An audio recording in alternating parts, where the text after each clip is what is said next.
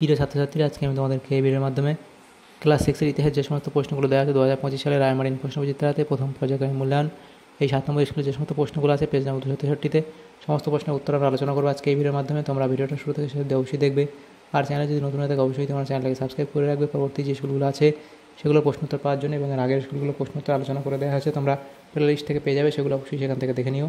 তো আজকে আমরা এই 7 নম্বর স্কুলের প্রশ্নোত্তরগুলো আলোচনা করবো। 263 নম্বর পেজ, সেখানে দেখো প্রথম প্রশ্ন কী দেওয়া আছে। একের দাগে সঠিক উত্তরটি বেছে নিয়ে লেখো। প্রথম প্রশ্ন, পুরনো পাথরের যুগের মানুষ ছিল কি? সেটা হবে কি গুহাবাসী।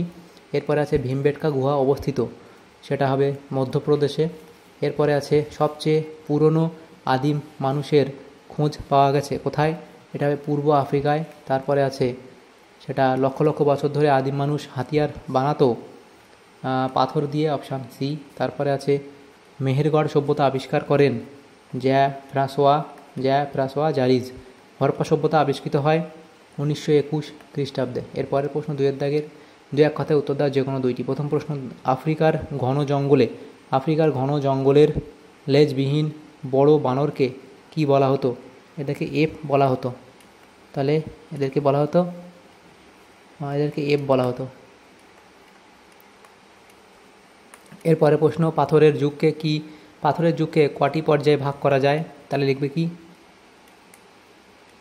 3টি পর্যায়ে ভাগ করা যায়। এরপরে প্রশ্ন, পৃথিবীতে সবথেকে পুরনো কার্পাস চাষের নমুনা কোথায় পাওয়া যায়? লিখবে মেহেরগড় সভ্যতায়। মেহেরগড়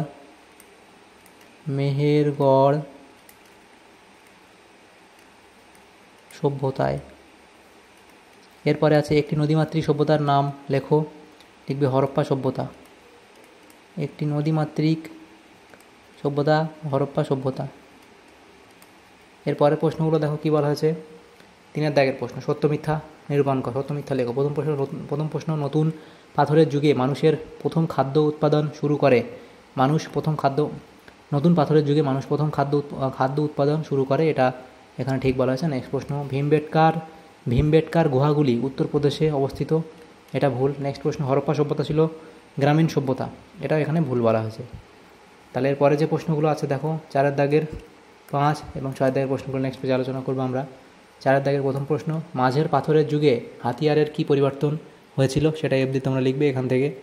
এরপরে প্রশ্ন, আদিম মানুষ একসময় যাযাবর ছিল কেন? তাহলে আদিম মানুষ যাযাবর কেন ছিল? লিখবে যাযাবর জীবনযাপনের কারণ, খাদ্য সংগ্রহ, শিকার ও ফলমূল জোগাড় ইত্যাদি পয়েন্টগুলো করবে এবং লিখবে সিটাডেল কি? পরের প্রশ্ন, হরপ্পা সভ্যতার প্রতিটি নগর দুটি আলাদা অংশ নিয়ে গড়ে উঠেছিল, একটি উঁচু ঢিবি এলাকা এবং 2 নম্বর এটি একটি নিচু এলাকা। নগরের উঁচু এলাকাকে বলা হতো সিটাডেল, সম্ভবত এই অংশে শাসকরা থাকতেন। এরপরের যে প্রশ্ন দেওয়া হয়েছে 3 দাগের প্রশ্ন, মেহেরগড় কোথায় অবস্থিত? কে মেহেরগড় সভ্যতা আবিষ্কার করে? তাহলে মেহেরগড় কোথায় অবস্থিত লিখবে, আবিষ্কার কে করেছিল সেটা লিখবে। এরপরে কথা দিয়ে প্রশ্ন, হরপ্পা সভ্যতার 2টি বৈশিষ্ট্য লেখো। তাহলে হরপ্পা সভ্যতার 2টি বৈশিষ্ট্য লিখে দেবে এখানে। এরপরে দেওয়া হয়েছে 5 দাগের 4-5টি বাক্যে নিচের প্রশ্নগুলি উত্তর দেওয়া, বিকল্প প্রশ্নগুলি লক্ষণীয়। প্রথম প্রশ্ন, হোমো স্যাপিয়েন্স অর্থাৎ বুদ্ধিমান মানুষের বৈশিষ্ট্য কী? তাহলে হোমো স্যাপিয়েন্সের বৈশিষ্ট্য 3টে এখানে লিখবে। এরপরে দেওয়া হচ্ছে দেখো অথবা দিয়ে প্রশ্ন, আগুন ব্যবহারের ফলে মানুষের জীবনে কী কী পরিবর্তন এসেছিল? প্রচণ্ড শীতের হাত থেকে রক্ষা পেয়েছিল, জীবজন্তুর আক্রমণ থেকে রক্ষা, আগুনে ঝলসে খাওয়া, এগুলো সুবিধা হয়েছিল।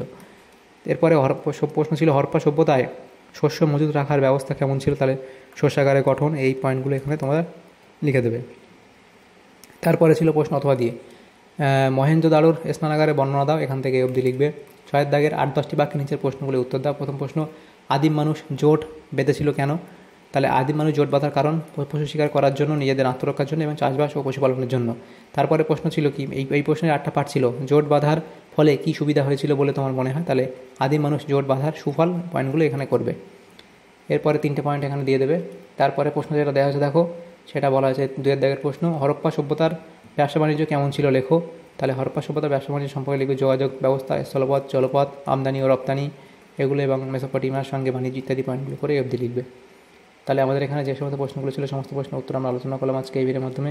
ক্লাস 6-এর ইতিহাসের যে প্রশ্নগুলো ছিল আমাদের 7 নম্বর স্কুলের সমস্ত প্রশ্নের উত্তর আলোচনা করলাম আজকে এই ভিডিওর মাধ্যমে। তোমাদের যদি সামান্যতম উপকার এসে থাকে ভিডিওটা অবশ্যই লাইক করবে আর বেশি বেশি করে বন্ধুদের সাথে শেয়ার করবে। আর পরবর্তী যে স্কুলগুলো আছে সেগুলো প্রশ্ন উত্তর পাওয়ার জন্য অবশ্যই তোমরা আমাদের চ্যানেলটাকে সাবস্ক্রাইব করে রাখবে। Thanks for watching.